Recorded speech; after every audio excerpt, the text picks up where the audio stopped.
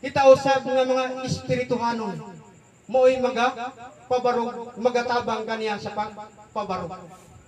Nga atua siyang agakon, nga ato ang atimanon, gumikan kay kaluwasan ang gisaad ni. Nga kita dili ta mangandoy sa mga kaalautan sa atuang isig katawo. Gugma ang ipairal atua kanang ilikayan kanang sulti nga Ginoo. Kay sumala pa sa Efeso 5:1 bersikulo hangtod sa 4. Matod pa niya sa Efeso.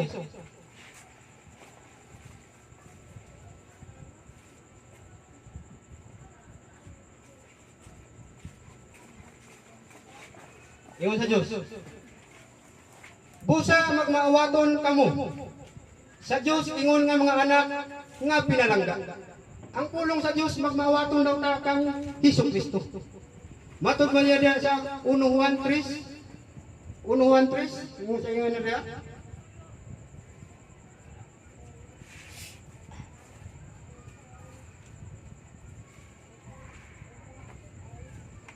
Unuhan dos ay 6. Siya nga magaingon nga siya anaa kaniya. Kinahanglan magakinabuhi sama sa iyang pagkinabuhi. Mo kinahangsugo sa Ginoo mga igsuon nga magmaawaton kita sa Dios ug sumala pa sa pulong sa Dios nga kita magkinabuhi usab sama kang Hesukristo. Nga kita magmaluyon sa mga isig katawo nato nga number 1 yun ang mga istorya nga binuang tiwasan nato ni basang pulong. Ug pagawi kamo nga mahigugmaon. Ingon nga si Kristo nahigugma kanato. Ug alang kanato mitugyan sa iyang kaugalingon. Ingon nga mahumot nga halad ug halad inihaw ngadto sa Dios. Mao kini ang gianto sa Ginoo. Nga aron kita mapasaylo sa atuang mga sala ug kita makasaadan sa kaluwasan nga iyang gihatag nganhi kanato. Nga siya nihalad siyang kaugalingon. Apan ang pakighilawas ug ang tanang kahugaw ug kadalo ayaw gayud ninyo kini paghisguti. Sanglit dili kini angay sa mga nahimong balaan. Ayaw ninyo gawia ang kalawayan o ang sulting binuang o ang mahilas nga katistis. Mga butang kini nga dili angay kundili himuha hinuon ninyo ang pagpasalamat. Mo kini gipalikayan sa Dios mga malaway mga buhat mga binuang. Kundili mo hinuoy gusto nga buhaton sa Dios nga ipabuhat sa atoa. Nga sa kanunay kita magpasalamat sa matag higayon. Nga pinaagi sa Dios siya nagapahinumdum kanato. Nga magpasalamat kita sa Dios sa paghatag niya puso sa iyang pag-uban sa matag adlaw sa atoang kinabuhi. Nga mapasalamaton kita sa kanunay nga isa pata sa iyang pinili sa kadaghan ug tao dinhi sa kalibutan. Mo kanang sa kanunay ang atuang pasalamatan sa Ginoo. Kay ang pulong sa Dios matud pa niya riya. Mateo 5 bersikulo 16. Unsay gingon ri sa Ginoo?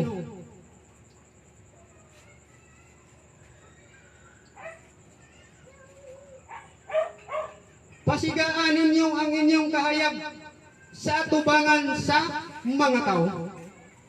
Kita karon nga nidawat sa Dios, nga alagad na sa Dios.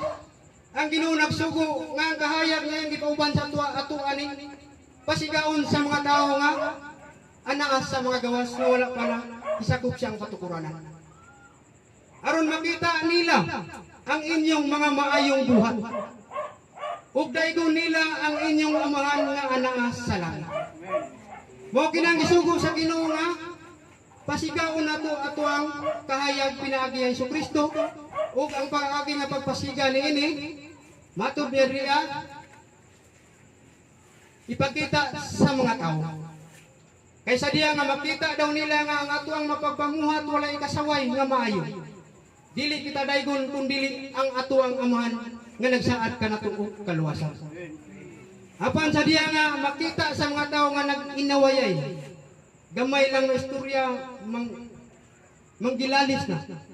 Unsa man sa pagpakita nato sa mga tagagawas ni ana nga ang Dios ana kanato. Naay mga pagdumtanay, mga panagbiki. Mao nang ang Dios sa kanunay nga nagpahinumdum nga papuy-on yun nato ang iyang mapulong sa tuwang kasing-kasing. Amen. Kaya mga istorya nga magpasakit, matod pa diya sa Santiago 3, versikulo 9. Ingon niya diya,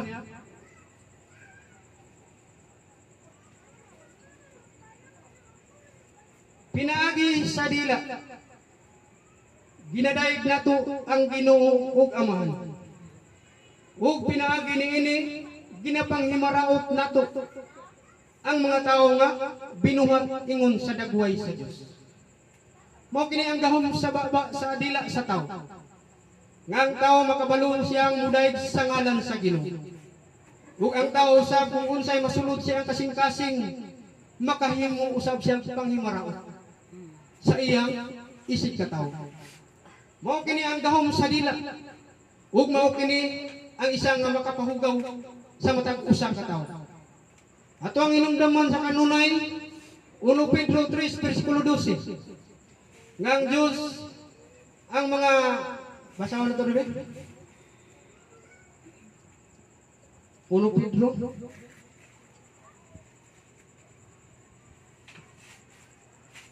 kay ang mga mata sa Ginoo nagasutong nga uyon sa mga matarong. Ug ang iyang mga dulunggan ginapaabong sa ilang mga pangamuyo. Mao kini mga igsoon nga sadihan kita mag-aampo sa Dios, sadihan nga makita sa Dios nga tinuray ang atong pag-ampo. Ang iyang dalunggan iyang ipaminaw sa pag-ampo sa tao nga magsunod jud siyang kulong. Apan ang naong sa Ginoo batok sa mga nagabuhat ug dautan. Ang naong sa Ginoo wala siya naga-tan-aw atong nagahimo ug dautan. Mao nang ang mga dautan kasagaran makita nimo mga disgrasya sila. Nga mga tao nga nagakinabuhi nga walay pagkahadlok sa Dios. Nga naa sa mga kahilayan nga nagakinabuhi. Mao kanay giingon sa Dios nga nahimo silang kaaway. Santiago 4:4 nga ang pakighigalay sa kalibutan mahimong kaaway sa Ginoo. Amen. Apan kita nga ang Dios nakaila ka nato. Mabulahan kita sa kanunay kay kung unsa man ang atuang mga pangayo bago pa ta matulog nagaampo ta sa Ginoo. Nga bantayan nato ang mga pamilya, mga kaparintihan. Iyon sa pagmata nato nagaampo na sa kita sa Ginoo. Nga ubanan kita sa atong mga paglakaw. Ang Dios magagiya sa kanunay sa matag usa ka nato mga igsoon. Nga sa kanunay kita mga kaigsuunan sa espiritu. Nga ang Dios nagsaysay nga kinahanglan mahiusa ang atuang mga paghuna-huna bahin sa mga buluhaton sa Ginoo. Nga mga walay pagkabahin-bahin. Nga ang gugma pagkasinabtanay. Kay mo kiniusay pud ang hinungdan ngano nga na ay mga panagbitil na may wala dili mo kasabot ba nga bisag unsay mga hinungdan nga ingon ani ang mga sitwasyon mo na kinahanglan nga nadyo tay pagsabot kaya ang Ginoo makasabot ang Dios sa sitwasyon gugma ang Ginoo. Matud ba niya sa Marcos 2 sa giyon sa Marcos 2 28.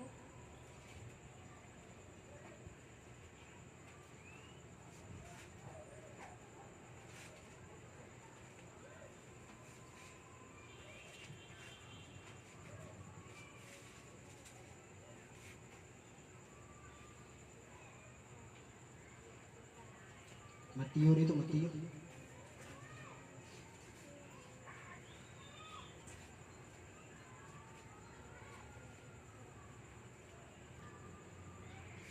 Ingon niya diya. Ug siya mingon kanila, ang adlaw nga ipapahulay gibuhat alang sa tao. Dili ang tao alang sa adlaw nga ipapahulay. Mo daw kini ang pugod sa Ginoo. Nga mo dang gihimo ng adlaw ipapahulay kay para sa tao nga makapahulay ang tao. Busa ang anak sa tao, agalon kay kinsa na ilalom bisan pa ang adlaw nga ipapahulay. Mo kini mga igsuon nga ang Ginoo nakasabot sa atuwa yung hintang. Kay parehas ang natay trabaho, kinahanglan jud ta nga mo trabaho. Ug matud pa sa pulong sa Dios, ang adlaw nga ipapahulay na ilalong bisan pa sa anak nga mao si Kristo. Nya kita kay nagasimba man ta kang Kristo, kabalo ang Ginoo sa tuwa nga panginahanglan, ang Dios makasabot usab. Muna kung adunay mga kuan nga dili ta ka wag higayon sa mga bulaton sa Ginoo, ang Dios nasayod na ni anak. So anak lang maigsuon, ug dalaygon ang Dios nga nas gibiyon na karon. Mao kinyang pulong sa Dios sa paghatag kadasig kalikon sa matag usa kanato. Ug ato na sa kini ihatag sa atuang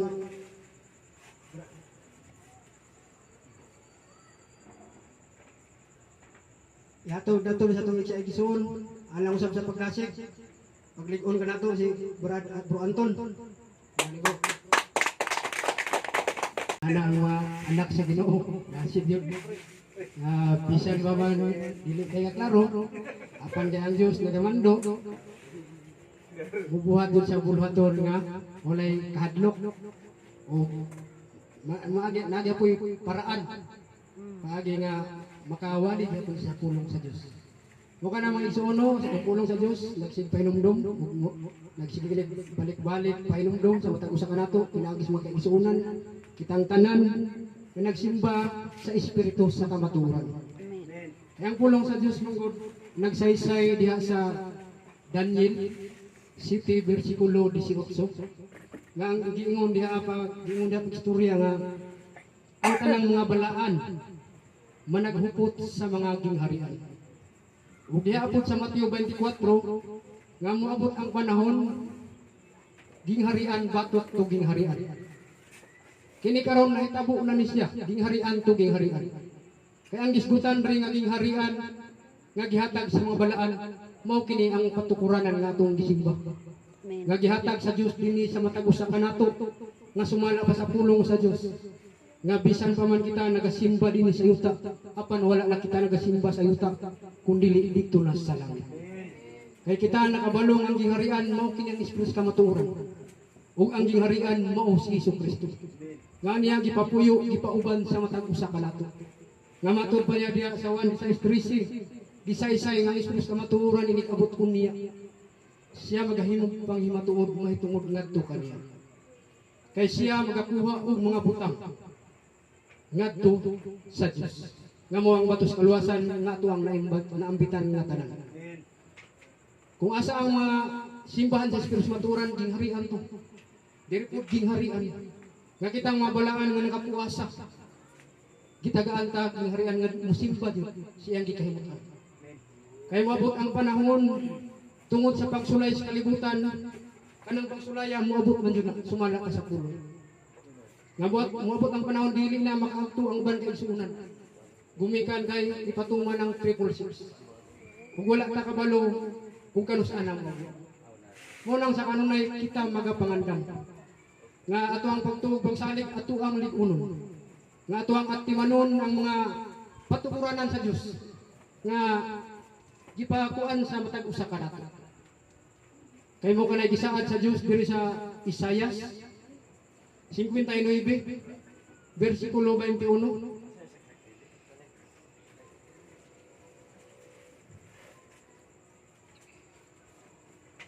Matod Maria. Ug mahatungod kanako kini mao ang akong tugon uban kanila. Nagaingon si Jehova. Ang akong espiritu nga anaa sa ibabaw nimo. Ug ang akong pulong nga akong gibutang sa imong baba.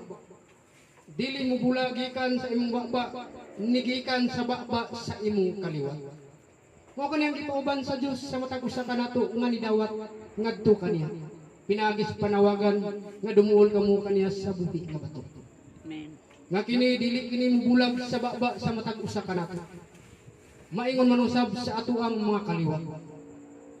Kay ngano man gisugo man kita sa Dios nga kita ang gamiton aron usab kini ipaambit nato sa ato ang mga kaliwa. Mga parinti, mga anak. Nigikan sa baba sa imong kaliwa. Mo niyang saad. Sa kaliwatan nagaingon si Jehova sukad karon ug sa walay katapusan. Mo niyang mga saad sa Dios. nga gipauban kaliwatan to kaliwatan sa kaliwatan sa Israel, tinawag po sila sa Ginoo. Sa kaliwatan po rin sa Pinoy, napoy tinawag sa Ginoo. Ug kitang tanan ini nakaambit ang matag usa. Kay kita na nagpanginuman sa espirituhan ng ilimnon nga mo ang bato sa kalwasan. Amen. 1 Corinto 10:4. Mo ka na maigsoon nga pasalamatan nato ang Ginoo. Matud pa diri sa Galacia 5:17 antud sa 22.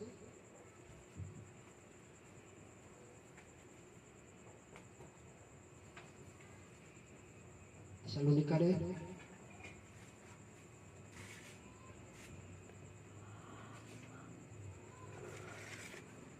Matud niya, pagkalipay kamo sa kanunay. Muna ang sugo sa Ginoo. Nga sa kanunayon kita managkalipay. Nga bisan pa man kita adunay pagsulay, lipay lang gyapon ka. Tungod kay naa may Ginoo nga nagiguban sa tuwa. Pag-ampo kamo sa walay paghunong. Muna ang isugo sa Dios sa matag usa kanato nga mag-ampo jud ta nga walay pag-undang. Kay mao kanay isa ka sugo nga gisugo sa atuwa. Nga kita magahalad ug mga halad nga espirituhanong pagsimba mayon sab ang mapag-ampo. Pag mapasalamaton kamo sa tanang higayon. Kay kini mao ang pagbuot sa Dios diha kang Kristo Hesus alang kaninyo.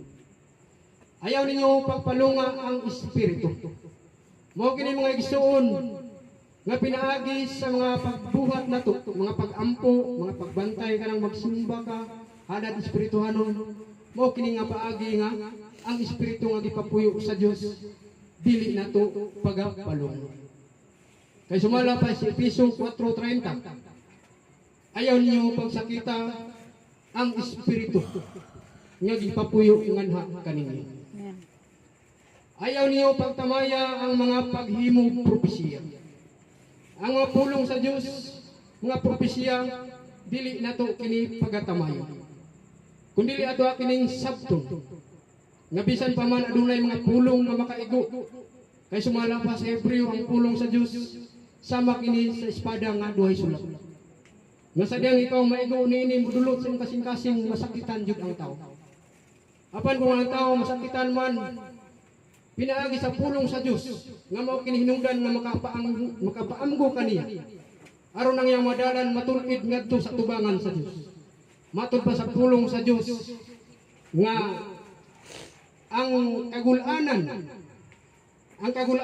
batok sa mahinulsulon nga espiritu. Mao kini ang pagkabulahan sa tao. Kay mao kini ang maghatag kaniya og kahimayaan sa tubangan sa Ginoo. Matud pa sulay ninyo ang tanang butang. Saguba ninyo ang maayo. Sulayan daw nato ang tanang butang. Nga mga unsa ng mga butang nga ginatanyag sa ato. Apan naay gipapili sa Dios. Gibantayan nga ang maayo lang daw nga mga butang ang ato ang sagupon. Kung adunay mong tanyag sa ato ang mga butang nga wala nagdalag ayuhan nga nakasupak sa pulong sa Dios. Mao na kanay dili nato dawaton.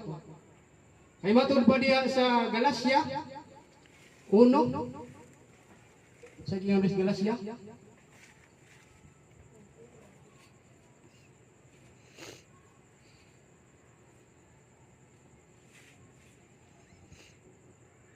Galacia 1. Nahibulong ako nga sa kalit mitalikod kamo kaniya nga nagtawag kaninyo sa grasya ni Kristo. Huwag may balitok kamo ngadto sa laing maayong balita. Mao kini. Kung kita dili kita mangayong panabang sa Dios. Matud pa sa pulong sa Dios adunay mga nanghawa. Tungod sa pagpaminaw nila sa mga pulong nga matubira, mibalitok kamo ngadto sa laing maayong balita. Nga adunay mga tawo nga nagpamatuod sa pulong. Apan dili kato paagi nga mo'y gikahimutan sa Dios. Mo kanang giingon ri sa 1 Juan 4 nga dili ka ng espiritu ato ang tuuhan. Hinulunga sulay niyo sa pagsuta ang tanang espiritu kung kini tinuod ba nga iya sa Dios. Sa unang panahon kita gikan niini nga mga espiritu. Nga sa unang panahon abi na to tama na to ang atong pagkalingkod dito nga nahimut-an na sa Ginoo. Apan wala na ito siya moy gikahimut-an sa Dios nga moy ipasimba. Kato siya mo lay paagi sa Ginoo nga magtubo kita nga adunay pagkahibalo ngadto sa Ginoo. Apan pag-abot sa panahon aduna na mga pagpili pagtawag sa tuwa sa Dios.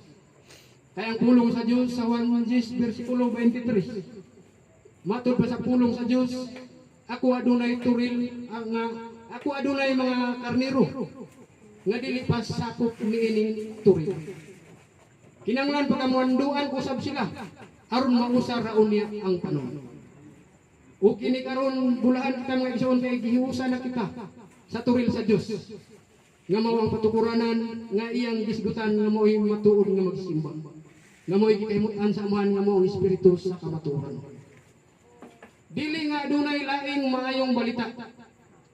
Kun dili nga adunay nagpagubot kaninyo ug buot magatuis sa maayong balita mahitungod kang Kristo. Tinuod yun nga adunay magpagubot ug ginatuis nila ang pulong sa Dios.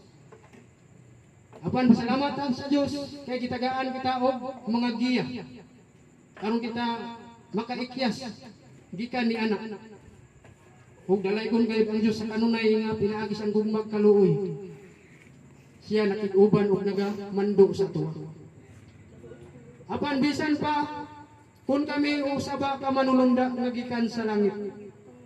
Magawali kaninyo og maayong balita nga supak sa amo nang gikawali kaninyo. Ipatunglo siya. Matod pa sa pulong sa Dios bukat kay nga istorya patunglo. Sumala sa amo nang kaingon kaniadto. Usbon ko karon ang pag-ingon nga kun adunay magawali kaninyo ug maayong balita nga supak sa inyo nang nadawat. Ipatunglo siya. Salamat igsoon. Moto ang igsoon sa igsoon sa espiritu. Kay dibi am gud sa amuha. Kami duha sa magulang magisgutanay para sa mga bulaton sa Dios. Amen. Anam isang gulew na say kung naay mupasilong dire, welcome. Kung napoy mohawa, wala gud may mahimo. Basta ang pagbuhat sa bulaton dire, padayon lang jud. Amen. Kaya sa mag-arka ni Noe, pamilya jud dito. Amen. O ka na mga igsoon, apan ang alwasan sa Dios para man siya sa tanan. Kay sumala palagi sa pulong sa Dios, ang katawhan sa Dios, kung tinuod yun nga katawhan, magpataling buwan Dios siyang tingog. Amen. Nya kini ato ang ginawali, ginapamatuod, mao man kini ang tingog sa Dios dili lang sa tuwa. Kung dili para man sa tanan, nga aron maluwas ang mga katawhan. Mao kani bisan pa man nga igsuon nga usay aduna kitay mga kaluyahon sa atong lawas. Pareha na itong igsuon. Na siya gibati siyang lawas, apan nagapadayon siya sa pagsimba sa Espiritu sa kamatuoran. Amen. Gumikan kay gitagaan siya kaalam sa Dios. Gihayagan siya sa Dios nga kinahanglan diri jud siya magpabilin kung diin siya gitawag. Mao kini nga igsuon nga sa kanunay kita magapangandam nga kini ato ang pagtuog pagsalig dili nato ni wala. Kay wala kita nasayod asa atong kinabuhi.